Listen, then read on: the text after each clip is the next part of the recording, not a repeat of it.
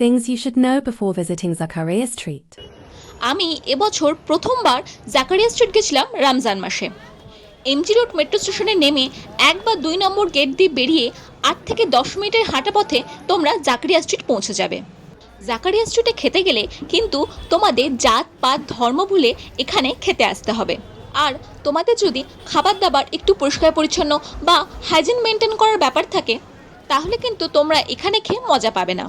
এখানে খাবারের দাম শুরু হয় মাত্র 5 টাকা থেকে।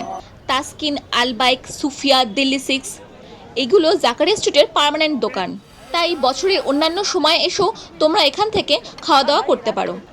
তবে ওই পার্মানেন্ট খাবার দোকানগুলো বাদ দিলে শুধুমাত্র রমজান মাসেই কিন্তু এই টেম্পোরারি ফুড স্টলগুলো তোমরা পাবে।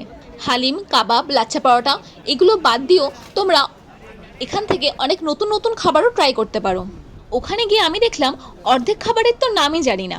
আর হ্যাঁ, আরেকটা কথা, দুর্গাপুজোয় শ্রীভূমিতে যে ভিড়টা তোমরা দেখো, রাত বাড়লে জাকারিয়া স্ট্রিটে কিন্তু সেই ভিড়টাই হয়। তাই হালিম বা কাবাব যাই নাও, ধৈর্য ধরে লাইনে কিন্তু তোমাদের অনেকক্ষণ দাঁড়াতে হবে। আর ওখানে গিয়ে কোন দোকান থেকে কি খাবার ট্রাই করবে সেটা তো অন্য যে কোনো চ্যানেলের রিলসে পেয়ে যাবে।